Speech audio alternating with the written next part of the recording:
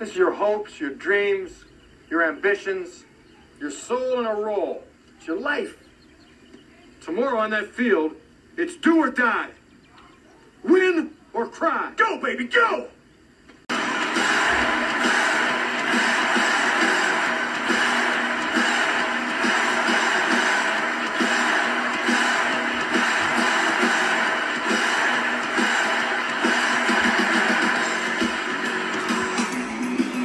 Well, it's a big show. Welcome to the Fade Route It's a big bad show tonight. with DNZ. Yeah, it's a big show. Here are your hosts, Cracking up, telling them lies. DNZ.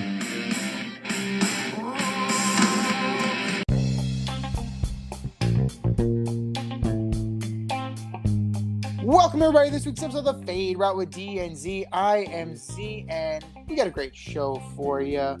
We're talking about Ja Morant missing the remainder of the series with the Warriors and possibly getting bounced from the playoffs, the potential weaknesses of the Miami Dolphins, and we're going to order up the top 5 quarterbacks on the hot seat this season in the NFL. But we are going to start with the big news out of Major League Baseball. We already had another one.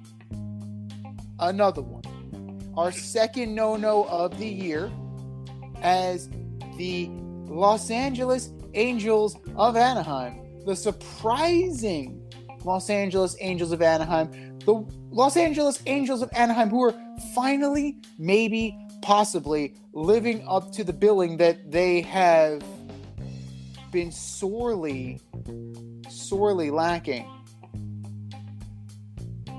No-hit the Rays. So they didn't no-hit a schlub team. They no-hit a good team. 12-0. Not just a no-hitter, but an absolute beatdown, to the point where the Rays threw up the white flag and Brett Phillips, your favorite player's favorite player, ended up pitching. Not only did Brett Phillips end up pitching, but to ratchet up the absurd factor, Brett Phillips gave up a home run to Anthony Rendon. This is not absurd in and of itself until you realize he was batting left-handed. Anthony Rendon does not hit left-handed, ladies and gentlemen. He hits right-handed. This is the first time Anthony Rendon had ever hit left-handed in a Major League Baseball game, and he went yard. What the hell was going on in Anaheim last night? The story, of course, is Reed Detmers. Congratulations to Reed Detmers.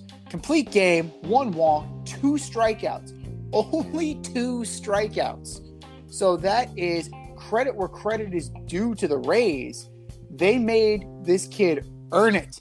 And frankly, it is very interesting to me how much of a role the Angels are on, because I'm so used to them being so mediocre that anything they do that's outside of that mediocrity, it's surprising now.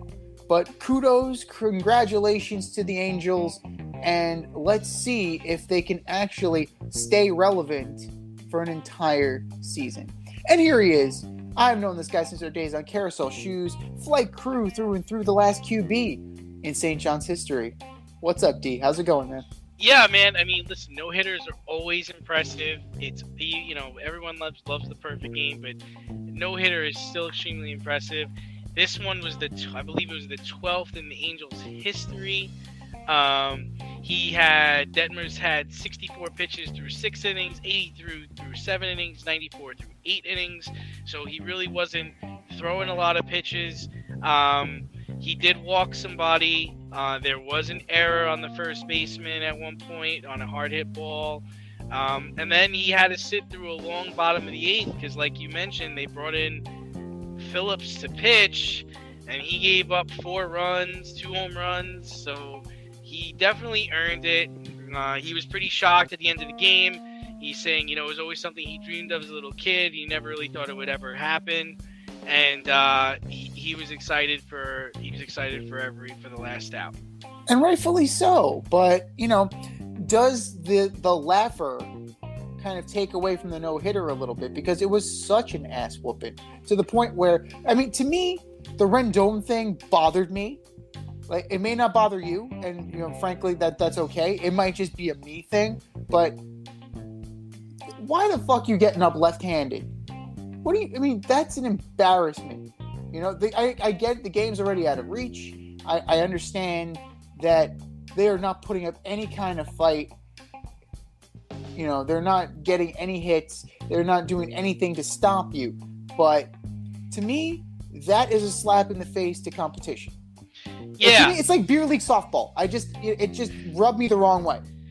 No, I get it. It's a little bush league, right? It's a little kind of don't disrespect the game. Yeah. To me, it's kind of disrespecting the game a little bit. I didn't hear why Rendon did it. I know that they were trying to, if he was doing it because he thought he was going to make out and it might make the inning go faster, I could be okay with it, but I don't like showing up the pitcher. I don't like showing up your competition. It's like, when you play basketball with someone that doesn't really play basketball good, I don't like when people are trying to make him look like a fool, like dribbling in front of him or throwing things around him and things like that. So I guess it could mark it up there.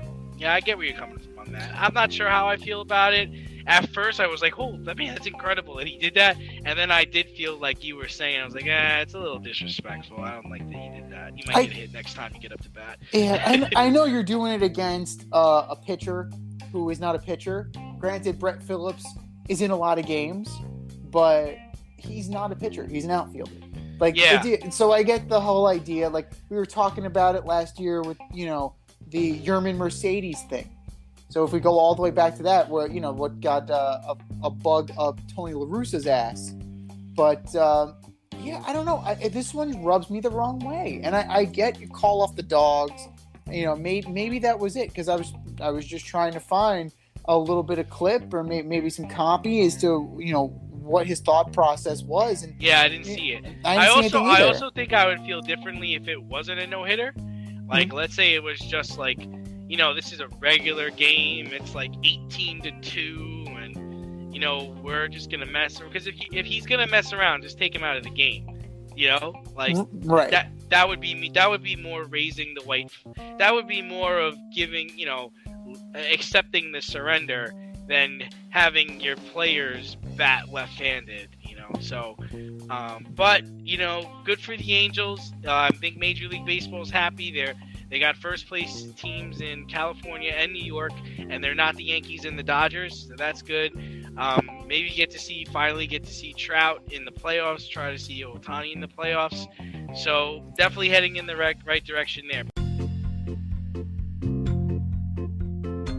We love youth sports. Not only do they get the kids out and active, but they teach the necessary skills of teamwork, sportsmanship, and fair play. One organization that we are proud to partner with is Ossining AYSO Soccer. Their mission is to develop and deliver quality, player-centered youth soccer programs that promote a fun, fair, family environment where everyone is welcome and everyone plays. If you have a child between the ages of 4 and 18, registration for the Fall 2022, Spring 2023 season opens April 27th with an early bird special. Sign up before June 15th for only $175 per child. For more information, to sign up, or to volunteer as a coach or referee, go to ayso201.org today. The more volunteers, the more children can enjoy the youth soccer experience with Ossining AYSO. That's ayso201.org. More soccer for more kids.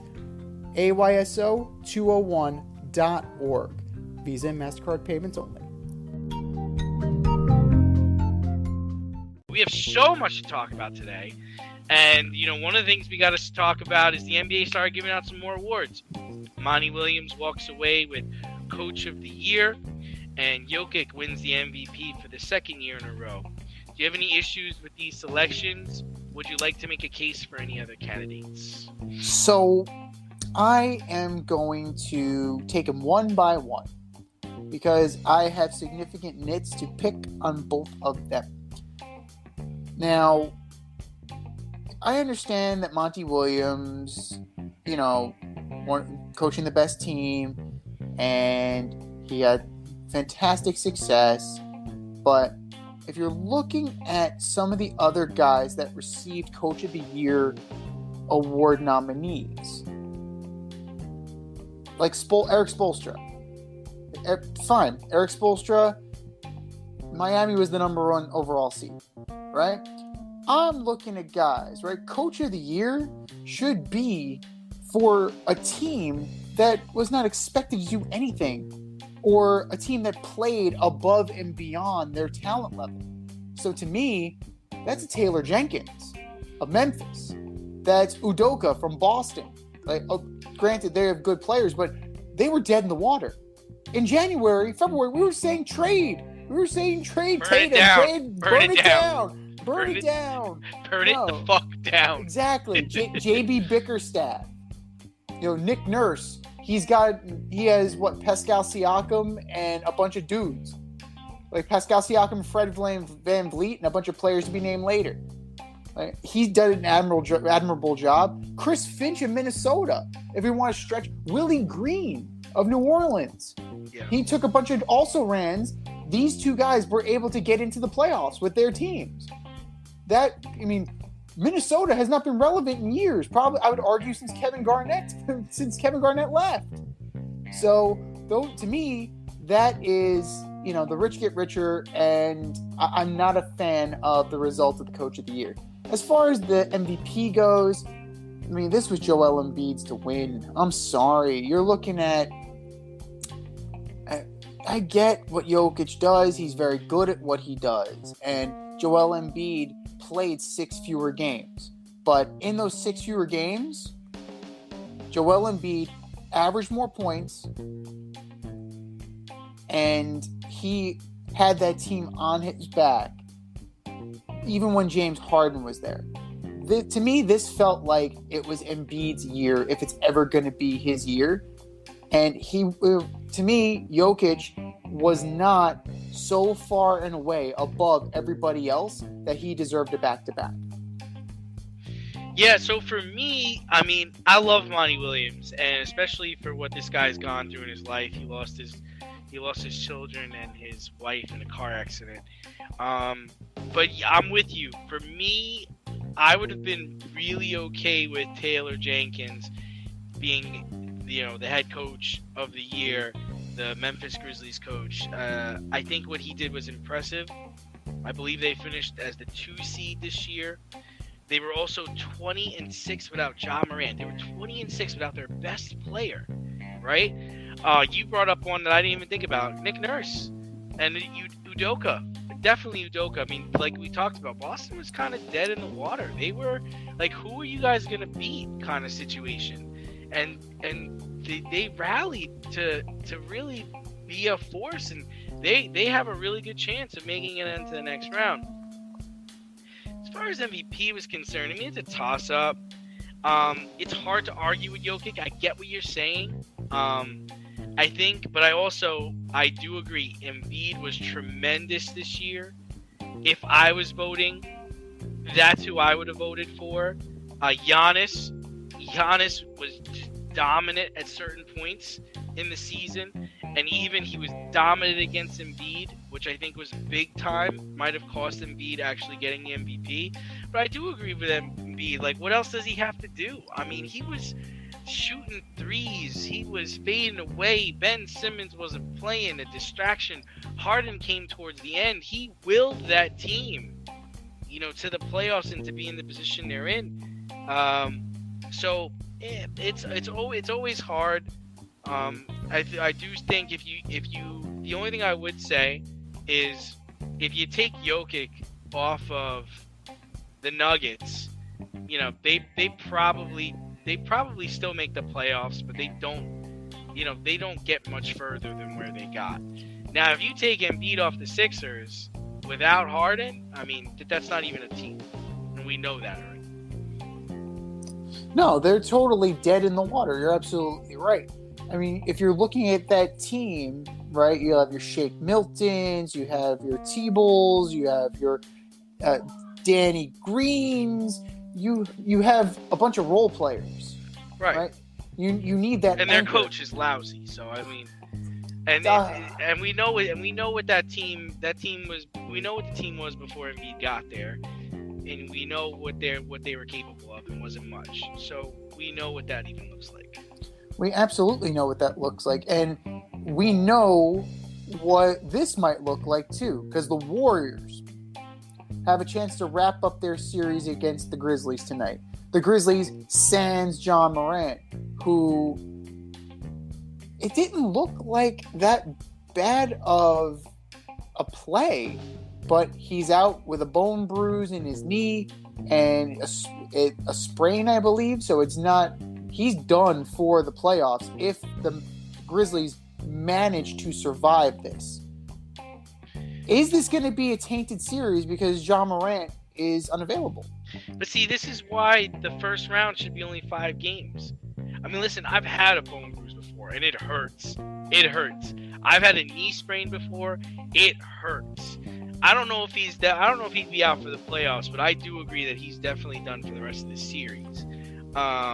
It takes several weeks to feel better, and you're still kind of sensitive to the area. Listen, the Grizzlies were 20-6 without John Morant. They're still a good team, but they're not a championship team. The Warriors are former champions. They are a superior team.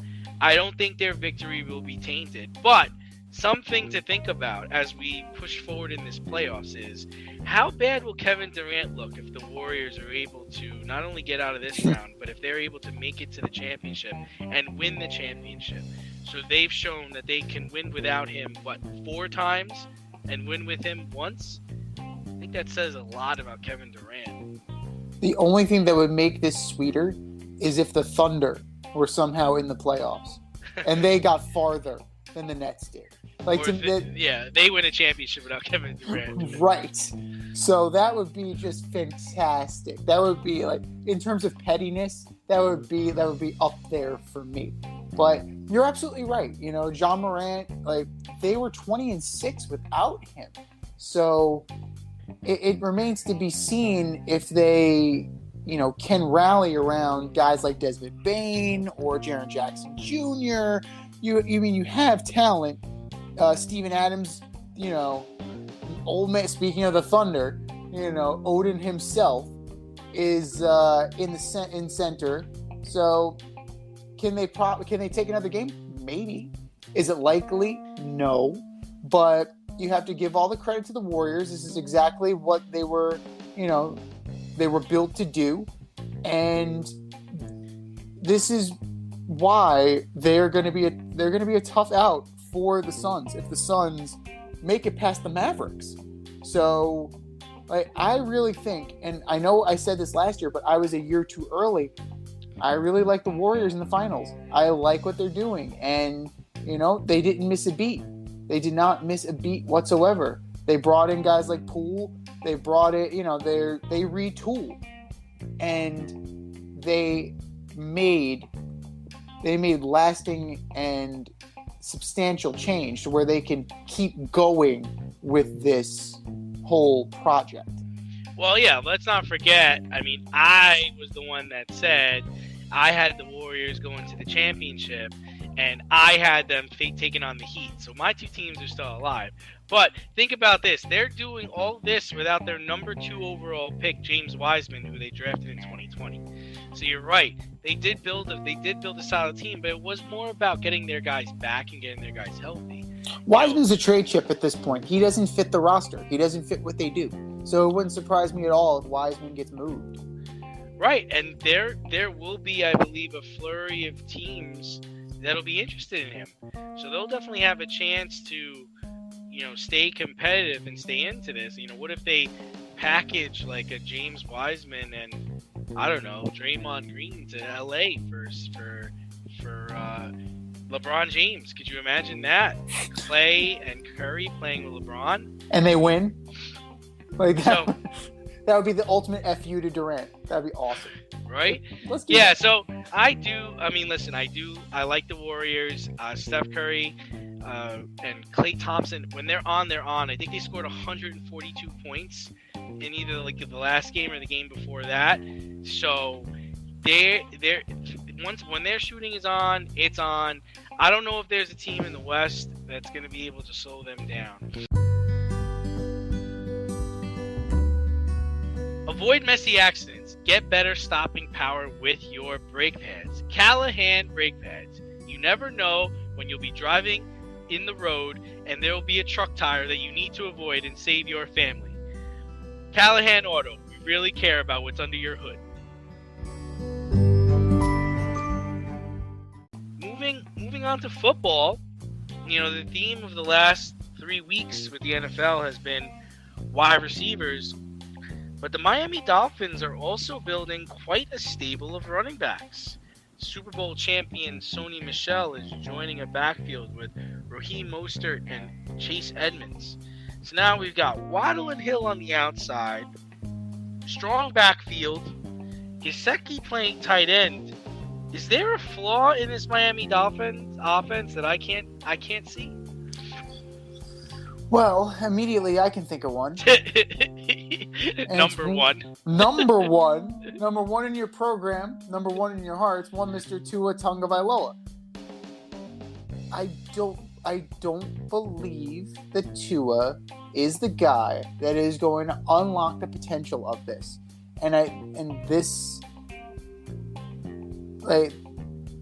We said it last year when the whole Deshaun Watson thing started. You need a dynamic arm. And at the time, prior to the whole sexual assault allegations, like Watson would have been that guy because he's got a cannon for an arm. Tua just doesn't fit the bill from a health standpoint, from an arm standpoint. Yes, I understand. He completes 66% of his passes. I get that. But he's not prolific in that regard. And if you look at his touchdown to interception ratio, 16 touchdowns, 10 picks. It's not great. That's not great at all. It's a 6.8 yard average. It's mediocre at best. So they need somebody with a dynamic arm and a guy who can unlock the potential of this. Because can Tua deliver a deep ball to Tyreek Hill? I don't know that. Like, I really don't know. He couldn't really get Devontae Parker going. He's going to get Tyreek Hill going? I just don't believe it. I don't believe it at all. Now, the running game, that running game may take the pressure off of Tua because it's legit. You have Raheem Mostert, solid player for the Niners. Now he's bringing his game down there. Sony Michel, underrated player. Very underrated running back. And that was a good get for the Rams. Could they have done more with him? I think so. But it was a good one. And of course, the Fordham Flash. How could you not like what Chase Edmonds brings to the table? So I really like the running back room that they put together. The wideouts are deep. Gesicki is Gesicki. I just don't think that Tua is the guy to unlock the potential of this offense. Yeah, I think they're going to compete with the Bills for the number one spot in the AFC East. The more and more I look at this team, I think they're going to surprise people. I think Mike McDaniels has a really good scheme up his sleeve. And I do think that the running game is going to open up things for the wide receivers and the tight ends. And it's going to help Tua get the ball to Waddle and Hill. I think I do like their chances. And I agree with you. Imagine if this team had Deshaun Watson. Man, imagine how dynamic that would be. Oh my gosh. But I think people are sleeping on the Dolphins. I do think they're either the best or the second best team in that division. I think they've passed the Patriots. Defensively, I think they're solid, but I think they're gonna score a lot. I mean, we'll see. Because to me, like, this is very much in a similar vein as the Eagles. Like, I see a lot of that. It's just a question mark, right? You have dynamic players on offense and a quarterback that we still don't know what he is. Strangely enough, ironically enough, they both went to Alabama. So that's actually that's more of a coincidence than anything. But I see a lot of similarities to that. I couldn't say with any degree of certainty that the Eagles are going to be any good, even though they just got A.J. Brown. But we've said this a bunch of times, but the potential is there. But potential in 275 gets you on the bus. Yeah, but see, I like what the Eagles did. Like, they're just not messing around. They're like, listen, I'm not going to try to roll the dice on one of these wide receivers in the draft. I'm not. I know what A.J. Brown is. I know what he can do to a football field. And I'm trying to figure out what my quarterback is. And I think the Dolphins are in a different position, right? To me, the Eagles are trying to figure out, okay, is Jalen Hurts the guy, right? To me, that's what they're trying to figure out. We went and got A.J. Brown. He's an elite wide receiver. We're going to find out if you're an NFL quarterback. Now, with the Dolphins, I think they're banking on Tua being the guy. They're like, no, he's our guy. We got Hill. We got Waddle. We got Gesicki. We got 3 stud running backs. We're ready to go. We believe in Tua. And that's why all the moves that they made up until this point makes the most sense, right? Because if you didn't believe in him, you would have went and got Watson. You would have went and made a move for another, or like we heard them grumblings about them getting Tom Brady. Wouldn't that have made so much more sense now with that backfield, with those wide receivers, this tight end? You don't get McDaniels, you go get Sean Payton. Could imagine what the Dolphins would look like with Tom Brady, Waddle, and Hill? Jeez, my goodness. Goodness. Fox beat them to Tom Brady. So kudos to Tom Brady for making a huge post-career decision there. We didn't even mention that one. But, we kind of buried the lead a little bit here, too, because we keep talking about Tua.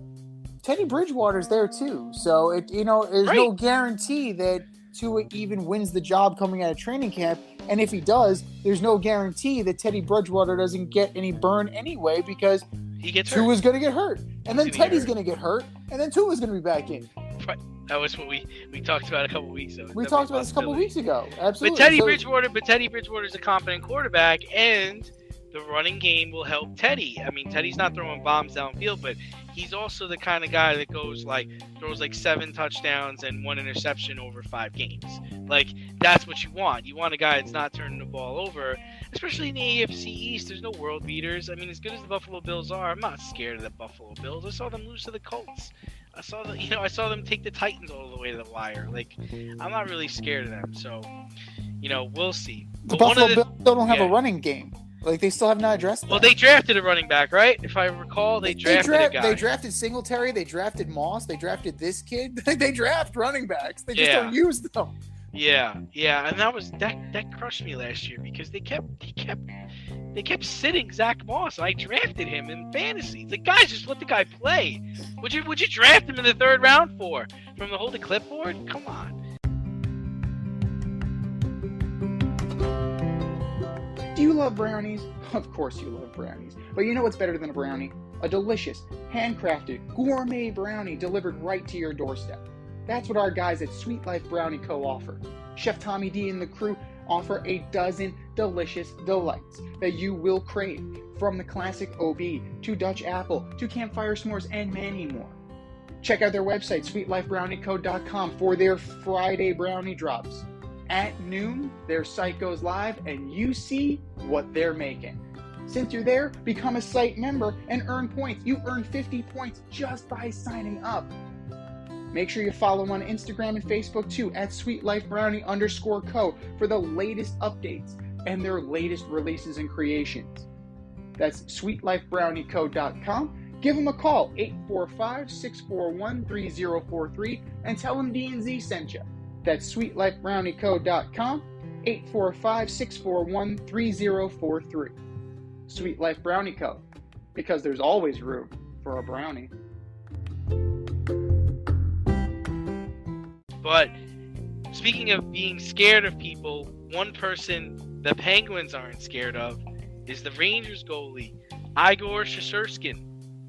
He was one of the best goalies during the regular season, and in Game 1 against the Penguins, he stopped 79 of 83 shots in 3 periods and 3 overtimes. But he has been struggling since. In his last 8 periods, he's given up 14 goals and has managed to get pulled in the last 2 games. We know how important goalies are in the NHL playoffs. So should the Rangers bench their star goalie? Well, it hasn't looked good for Igor Shesterkin. You can't argue that he has been a different guy since that triple overtime game. He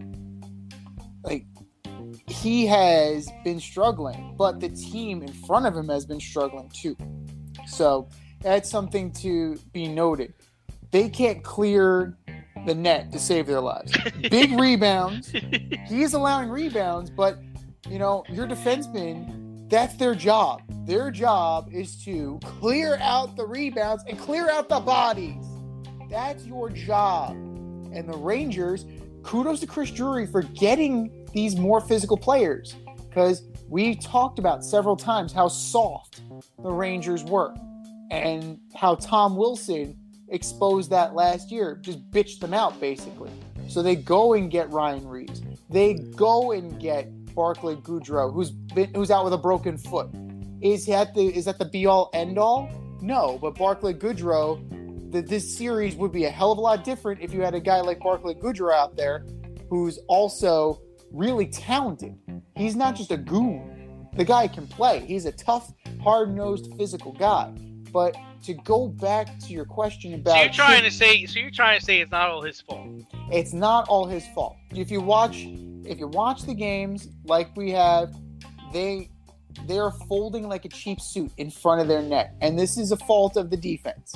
Now, the Rangers cannot win a face-off to save their lives. If their lives depended on it, they would be dead. Like, it is pathetic how bad they are on face-offs right now. Plus, this team, even strength, was not a great team. They relied heavily on their power play, which was in the top 5 in the league. They're solid penalty kill, but power play was that's where they hang their hat. Chris Kreider has been what they want to be, because they can't get out, they can't break out. They have to play in the Penguin zone, and they can't really get odd man rushes. So they've been neutralized. The Penguins have proven to be their kryptonite, because they're playing a collapsing style of defense, and they're not allowing for those huge passes. But to go back to what you're saying about Igor Shesterkin, he's the best option you got. Because Alexander Georgiev, I've said it a million times, I've seen enough of Alexander Georgiev to know that he's Ryan Fitzpatrick. He's good for a few games, but if you got to rely on him for an extended period of time, you're going to be disappointed. He has a .292 goals against average. Yes, that's solid. He's a career .294, but look at his save percentage. This year, an .898 save percentage. Career .908. Shesterkin, career .928. So 92% and 93%. Like, that's a lot better. And frankly, the whole team needs to play better. I'm fine with Shesterkin being in there. And the only way he's going to get his confidence back is if he plays. Like, you know that, and I know that. That's when you're playing in a crisis of confidence, you got to keep playing. If you get benched, you just got to sit with that. Yeah, I don't know. I mean, I agree with you. No, don't bench him. Let him play. But I think his leash needs to be a little shorter. Okay? You can't wait for, 3 unanswered goals or 4 unanswered goals to say, okay, let's take him out now. You got to watch him too. You got to watch his body language. Game 5 is on right now.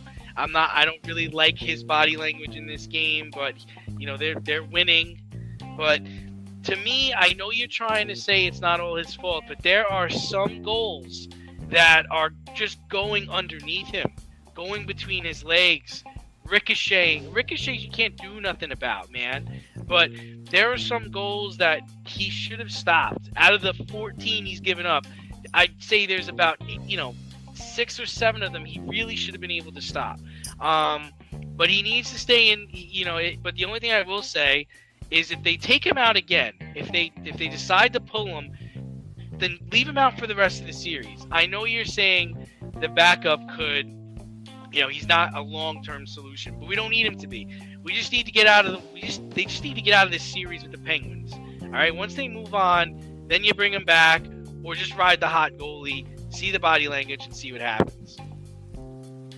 He's getting outplayed by a third-string goalie who ate spicy pork and broccoli in between the first and second overtime.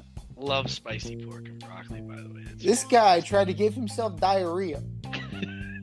He tried to give himself the runs. What kills me is he Sherskin had such a great first game. And it's just like he just hasn't been able to live up to that ever since, right? It's just that's the problem. He started with such a high aspirations, and it's just really fizzled out pretty badly. Who does that remind you of? A Vezina Trophy nominated Ranger goalie who can't close in the playoffs. Listen, I never, New York loves him. Lundqvist. I never loved him. I thought he was good. I think he was great. He just, especially the last 5 years, were brutal. But, the Rangers still have a chance. They are winning by 1 goal now with about 8 or 9 minutes left in the period. So hopefully they can hang on. But one team that's already gone home is the Predators. The Avalanche swept the Preds out of the playoffs, averaging 5 goals per game. Is there anyone that can challenge the Avalanche after what you've seen so far in the NHL playoffs?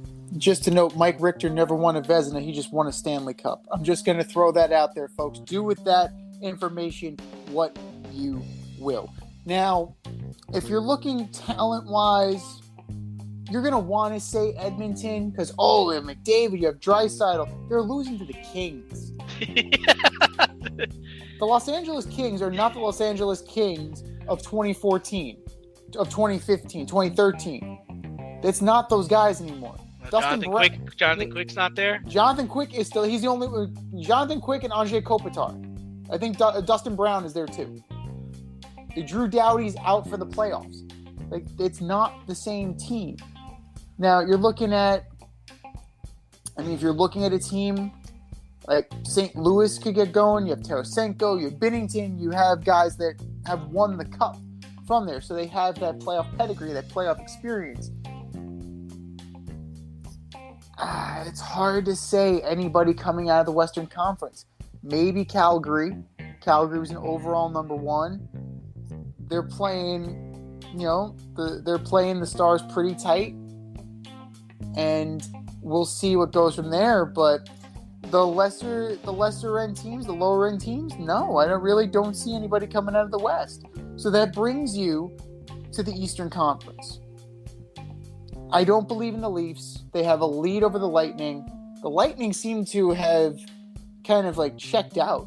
They seem very content with back-to-back, not winning, going for a three-peat. They just seem to not be playing their regular game. The Florida Panthers are having a little bit of trouble with the Caps, so we'll see what they can do about that. I gotta say, Carolina's a dangerous team.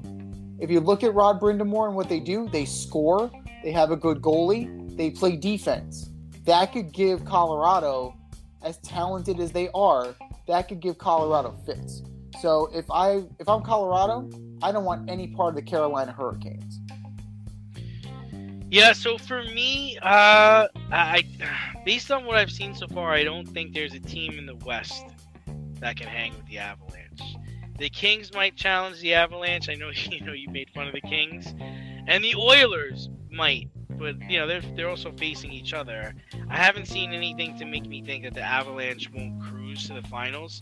Now, as far as teams in the East, yeah, I agree with you. I think Carolina, not the Bruins, not the Maple Leafs. Tampa, just because they're former champions and they just have such stars on their team. I mean, they just have stars in their team. And I don't think the Rangers are talented enough. It looks like Crosby got knocked out in the third period, so if the Penguins are not at full strength, I don't know if they can really hang with them. Calgary, it's a waste of time, so that's just a waste of time. They're a joke, that team. So yeah, I'd have to agree with you. I think the Avalanche are the most talented, and we'll see what happens from here. Yeah, I mean, talent doesn't always win, right? You run into a hot goalie, injuries occur. So, like right now, the Minnesota Wild, they're kind of giving the Blues fits. Yeah, so all you gotta do is neither get of those hot. teams are stopping anybody, dude. The Wild and the Blues are not beating anybody, man. They're already planning their trip. They're already planning for the offseason. Those two teams. I mean, come on, stop.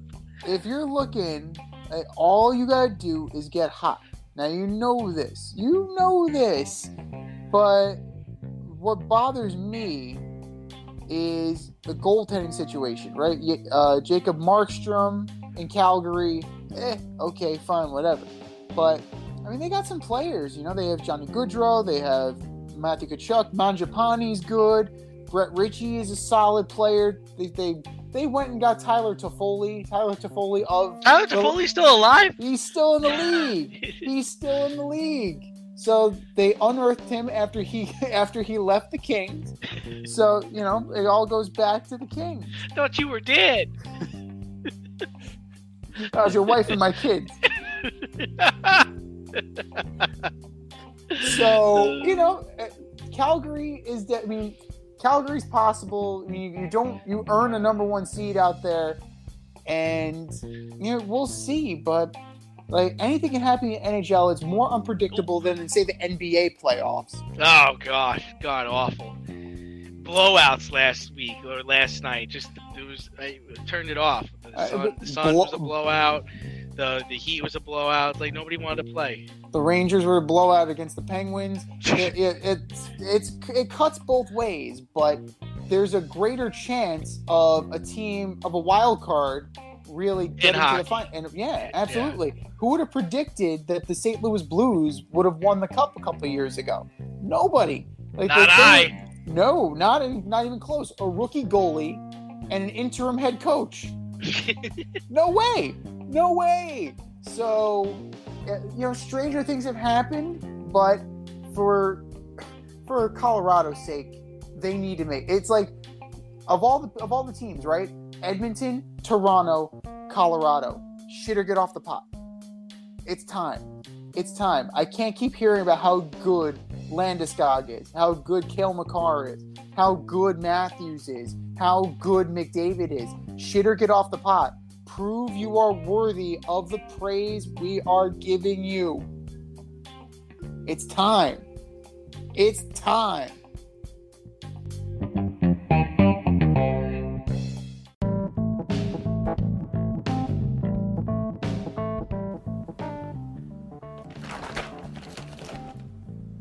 If you've ever listened to a podcast and thought to yourself, hey, I can do this, then do I have the tools for you? If you haven't heard about Anchor, it's the easiest way to make a podcast. Let me explain. It's free. There are creation tools that allow you to record and edit your podcast right from your phone or computer. No specialty training, no specialty programs needed. Anchor will then distribute your podcast for you so it can be heard on Spotify, Apple Podcast, and many more. Plus, you can make money from your podcast with no minimum listenership. How cool is that? It's everything you need to make a podcast in one place. Go to anchor.fm and get started today. That's anchor.fm. What are you waiting for? Download the app.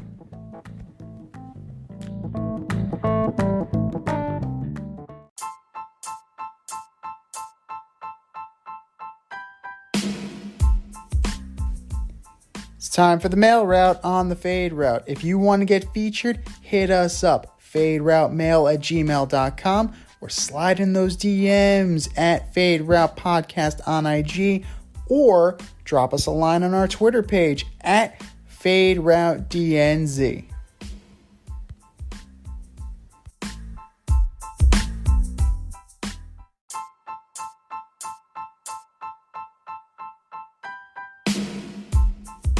All right, boys and girls, we have a full email box here. And if you want to be part of the action, hit us up, faderoutemail@gmail.com.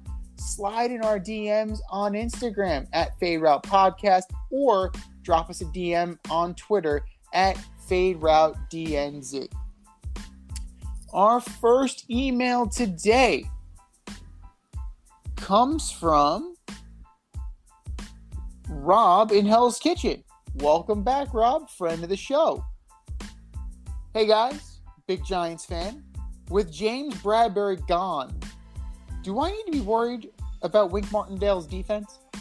I'll let you answer that first, Mr. No, you don't need to be worried at all. James Bradbury, as good as he was with Carolina, he didn't really deliver the goods. He did not really deliver the goods. And frankly, the Giants secondary as a whole didn't really deliver the goods either, which is why Logan Ryan was moving on, why they got rid of James Bradbury. The Giants have this problem where they overspend on free agents. And this is recent vintage. So they like to overspend on defensive players. Like Olivier Vernon, I'm looking at you. And it doesn't really work in the long term because they underperform. If you look at Bradbury, he started 16 games last year. Okay? 4 picks. Decent. But he was not the feared player. He was not the feared player he was in Carolina. And to be real, a lot of that is also on the table too. Joe Shane trying to get rid of all the Dave Gettleman influence. So getting rid of anybody who once even looked at a Carolina Panthers jersey. If you once considered going to the University of North Carolina or Duke, nope, sorry, you're gone. But I feel that the Giants will be fine without James Bradbury. You have Xavier McKinney. You have players in the secondary who will fill these roles and will also be a heck of a lot cheaper too. So you can address other needs and you can do it better. I like James Bradbury. I would be concerned if I was a Giants fan. Right now, Adoree Jackson is the best corner, and there's nobody after that. I could certainly see Bradbury going to the Patriots. The defensive backfield on the Giants might be the weakest link right now. I think their defensive front is solid. I think it's strong. I don't think they have to really worry about that with Thibodeau and Williams. But and you would assume Blake Martinez will be back to play linebacker, so you're okay on the second level. But I think they should definitely be concerned in the defensive backfield. If you're looking at it, yeah, you have Cordell Flott. Julian Love isn't that great either. Adoree Jackson. Who? Mr. Flott. Flotsam and Jetsam. He should be on the Jets. Okay. So this team is built for pass rush now, right? You have Leonard Williams, Kayvon Thibodeau, Tay Crowder can rush the passer, Blake Martinez can rush the passer, Azeez Ojulari can run these guys can do. O'Shane Ximines, if he can ever get on the field, that was his whole thing. Ximines was a pass rusher, so they're banking on the fact that there's going to be so much pressure in the backfield that they can get away with some of these guys. And this may not be the final product, right? Because if you look, there will be cuts. there will be moves, there will be players available, and the Giants can always fill in with that because you're looking at Jackson, Darnay Holmes, Aaron Robinson, Jaron Williams. These guys fill out a roster. So I think that they will be fine, and I think that eventually they'll be able to fill out this roster with comparable players at a lesser cap hit. Email number 2 coming from Elena in North Carolina. Hey guys, Texas Ranger manager Chris Woodward called Yankee Stadium a Little League ballpark. Why are Yankee fans so upset? Who cares what Chris Woodward has to say? Honestly, he's just bitter because they got walked off on, or they got beat by the home run ball. His own team doesn't even listen to him. I'm not fazed. Yankee fans shouldn't be fazed. I mean, it is a small ballpark, but who really cares? Ultimately, it is sour grapes by a guy who just got beat. Right? A carpenter or craftsman blames his tools. So you're just going to make excuses, right? And this seems like a giant-ass excuse. Oh, the ballpark's too small. No, my pitcher doesn't suck. No, it's not the fact that my pitcher is hot garbage. No, it's because of the ballpark. That's a loser's mentality. All I hear from that is, I'm a loser, my team's a loser, and I'm going to enable losing. If I am the owner of the Rangers, I immediately think, what the hell have I gotten myself into with this guy? Because this is what he accepts. He accepts the dog ate my homework. Like, no, sorry, buddy. At some point, you need to be professional, and you need to say, we got beat. We got beat. It's the ballpark's fault. The ballpark is too small. I understand that baseball is the only sport that does not have uniform dimensions. I get that. Play better. Who cares? The balls are different. The bats are different. Everything's different. It's the great equalizer. Just play better. That's the whole point. You got Seager. You got Simeon. You got John Gray. This was supposed to be the year that you turned it around. And now you're making excuses? That doesn't sound good. And that doesn't sound good for your long-term job security. But hey, maybe that's just me. And email number 3 from Donnie in Colonial Heights, Virginia. Another friend of the show. Hey guys, Lamar Jackson has yet to sign a contract extension with the Ravens. What's the holdup? You know, I'm not quite sure I understand what's going on here. I mean, you would think you would assume they're offering at least $40 million a year, right? Mm-hmm. With $150 million guaranteed. I mean, is it possible that he doesn't want to play in Baltimore? I think his skill set is so specific. I'm not sure he would fetch a better offer on the open market. You know, Baltimore is able to offer him the most because they don't want to start over. They feel like they have their quarterback. They've designed the offense around him. So short of them not offering him $40 million, $150 guaranteed, 5 or 6 years, I don't know what the holdup is. Maybe they're coming to the realization that he's not as good as we think he is, even though he's won an MVP. So you're thinking that that's not their offer. You're thinking their offer is either what, money-wise or years-wise is not to his liking? I think that it's a combination of the two. Because if you're looking at that, right, they invested in him, right? He's supposed to be the guy. But they also are kind of failing him too. Because if you look at what they're putting around him, you have Gus Edwards, Mike Davis, and J.K. Dobbins, right? And they just brought in Mike Davis. your wideouts, you have a bunch of nothing, right? You have Duvernay, okay, a kick returner. He's a kick returner. Bateman is not a number one. You traded your alleged number one in Hollywood Brown. And then Mark Andrews. Mark Andrews is your weapon, right? He is your primary offensive weapon. So I'm sure that Lamar Jackson is frustrated with the fact that this team's not building around him. And I'm sure this team is frustrated that Lamar Jackson couldn't deliver the goods when they did build around him. So it wouldn't surprise me at all if they were hesitant at the very least, or just willing to say goodbye, because you can definitely find quarterbacks who can keep if you're just trying to keep it afloat, unless they believe in Tyler Huntley. I do like him.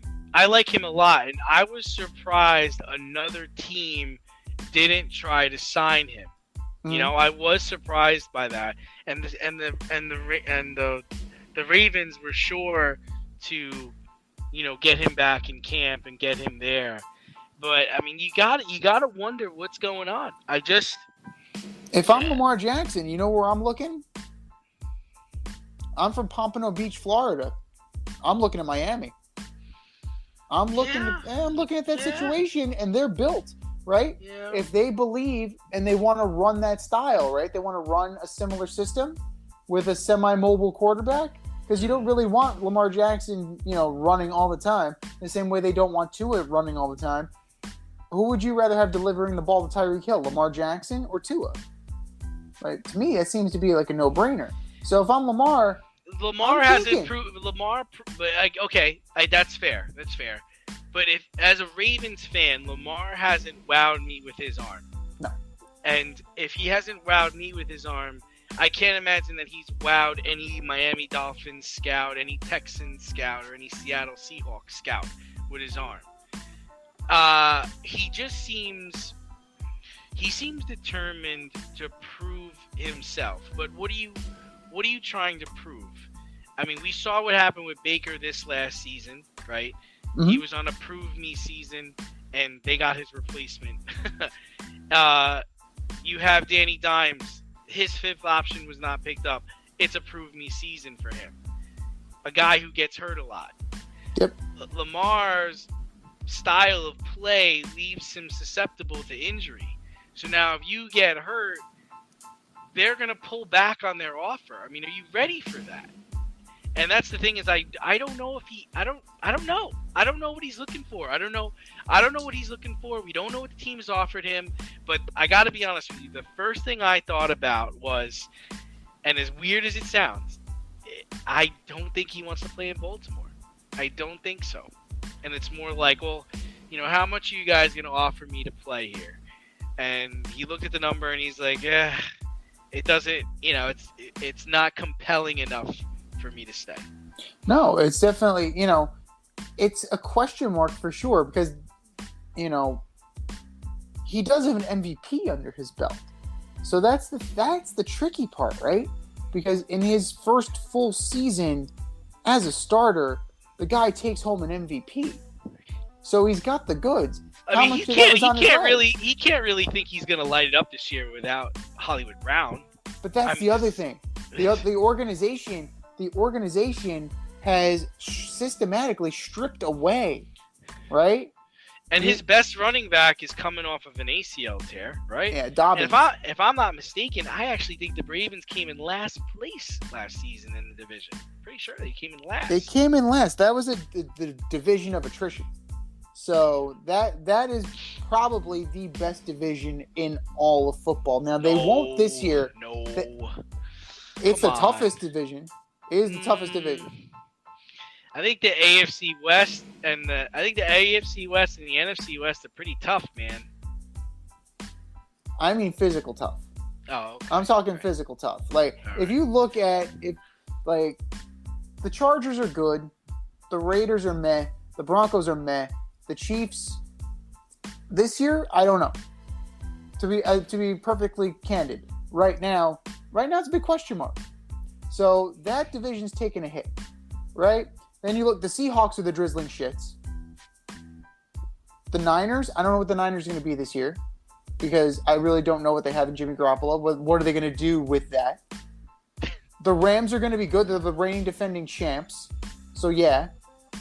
And then the Cardinals, you know, is Kyler Murray, is he legit? Is he the guy? Or is he just going to be an also-ran who's, you know, going to run his way out of Arizona? Because that team's got expectations. That team definitely has expectations, and they're underachievers. So, I don't know. You do have the AFC representative in the Super Bowl. The Browns, I would argue, are they're definitely a step back. Outside of the quarterback, we don't know what the quarterback is with the Steelers because Ben is gone. Solid team. Ravens could be there. That's going to be a tough division. Absolutely. And maybe Lamar Jackson doesn't want that. Maybe he wants to just go play in a warm weather climate. He wants to air it out. I don't know what he's thinking, because he would have signed a deal by now. He definitely would have. But if you look at his numbers, 36 to 26 to 16, and his numbers of games are going down, that gives you a little bit of pause. So it might be mutual at this point.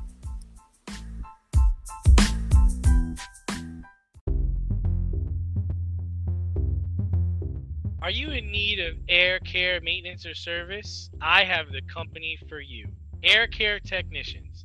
They service the Westchester and Northern Bronx area and can help you with all your heating and cooling, maintenance, and service needs. Just give them a call at 914-315-1547. Again, that's 914-315-1547. Or shoot them an email at aircaretechnicians@gmail.com.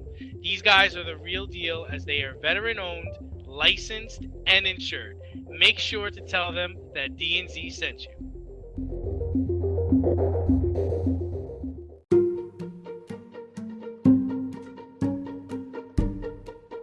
The Fade Store presents the Alleged Superstar of the Week Award.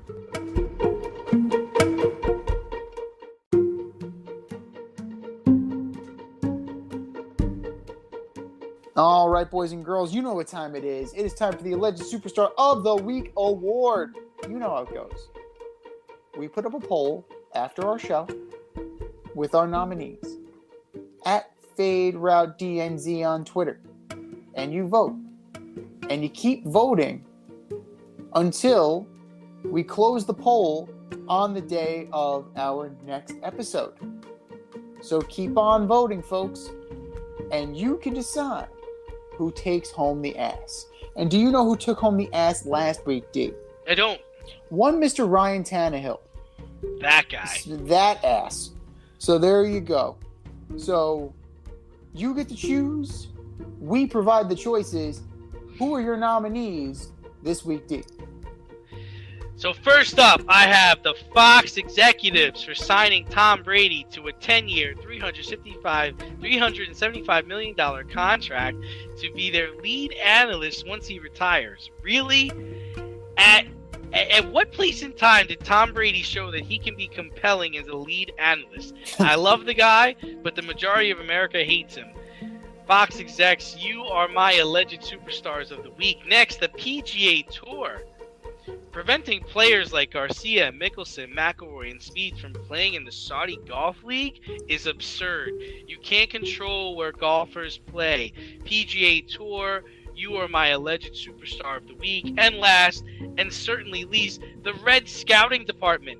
Christian Yelich hit for a cycle for the third time in his career against the Cincinnati Reds. Guys, put together a scouting report on Christian Yelich. Back to the drawing board. How could you let this happen 3 times?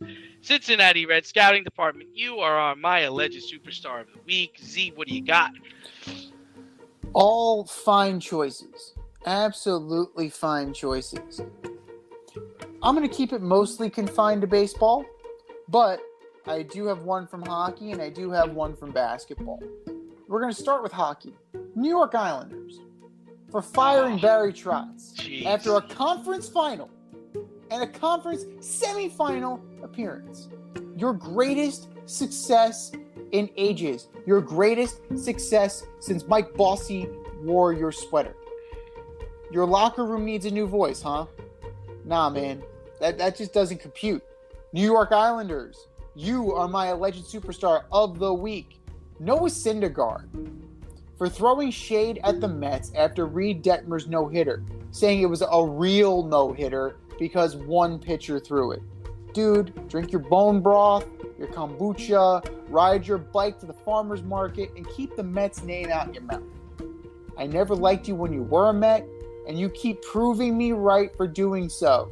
Noah Syndergaard, you are my alleged superstar of the week. Chris Woodward for trashing Yankee Stadium after Gleyber Torres' walk-off homer in Game 1 of the doubleheader, calling it a Little League park.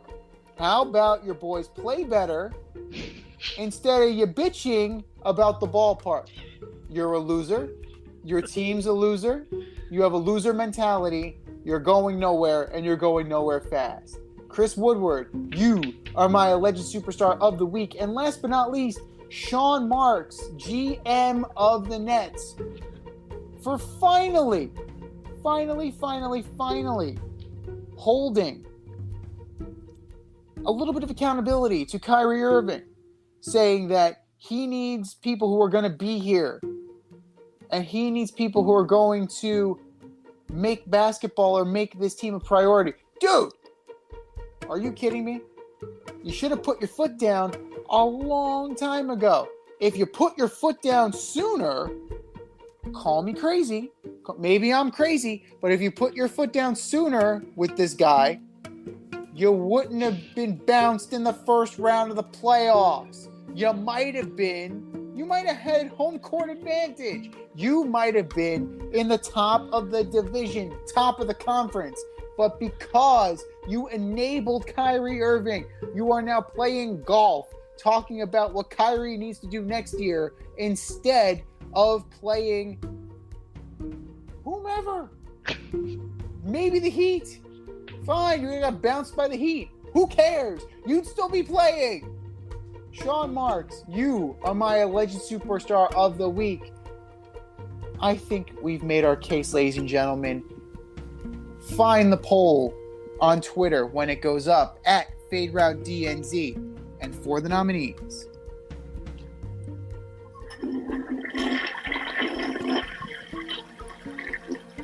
just do better, boys. Just do better.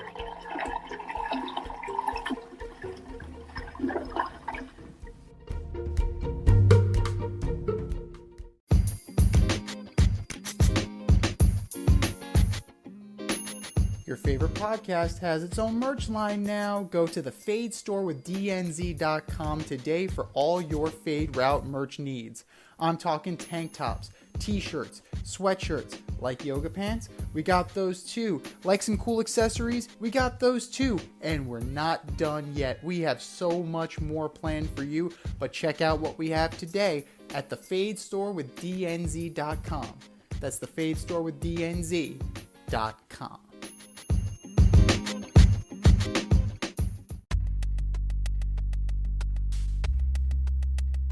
Order up!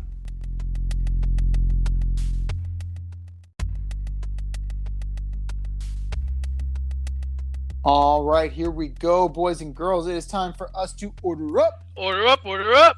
And this week, we are ordering up the top 5 quarterbacks on the hot seat this season in the NFL. From 5 to 1.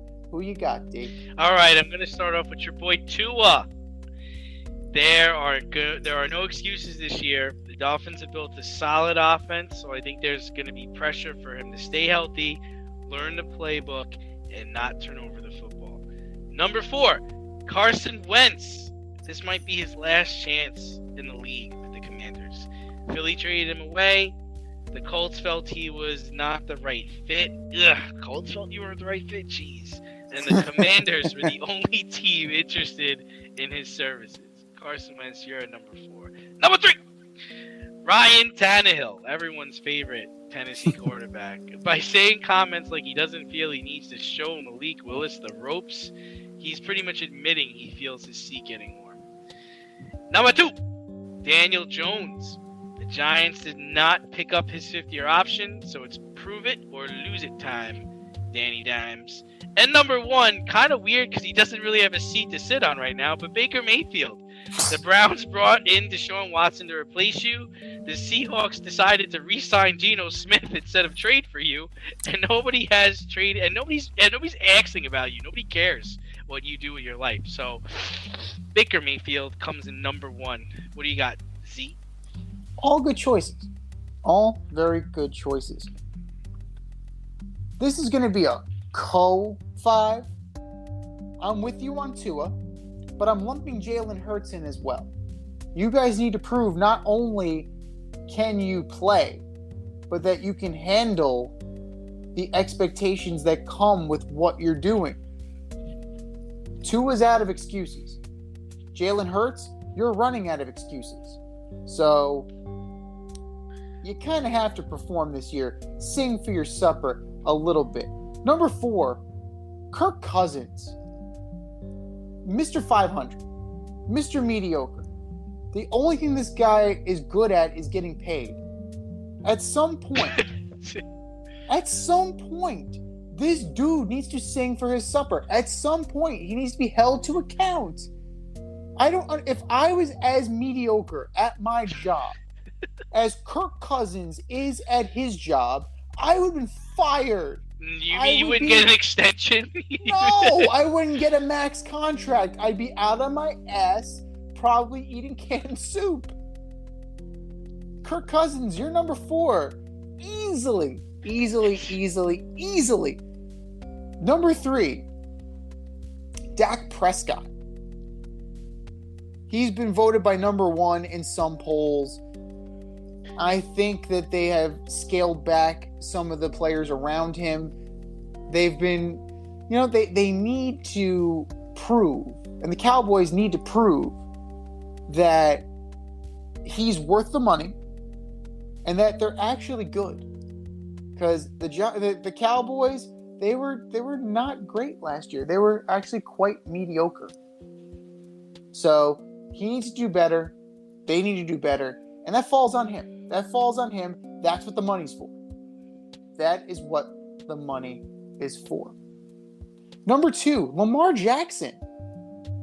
Lamar Jackson, you kind of need to play a little bit, buddy. Right? Former MVP. You kind of need to live up to the hype. You want to get paid. You have to freaking perform. And you know what better way to do that than take a guy like Bateman, take a guy like Duvernay, and turn them into household names. How about that? And number 1, Kyler Murray. Shit or get off the pot time, right? Yes, DeAndre Hopkins is out for 6 games. That team is still stacked. They went and got Hollywood Brown. So you're going to have Hopkins. You're going to have Brown. You're going to have Green. You're going to have Ertz. You have so much talent. So much talent. It's embarrassing. You need to do better. You need to do better, Mr. Murray. This one's on you. Otherwise, enjoy Sacramento. Enjoy AAA with the A's. This has been the Fade Route with DNZ. Thanks for tuning in tonight. You can catch our podcast on Wednesday nights on Anchor, Spotify, iHeartRadio, or wherever you listen to your podcast. Until next time, stay faded, everyone. It's time for us to run the go route, but we'll talk to you next week.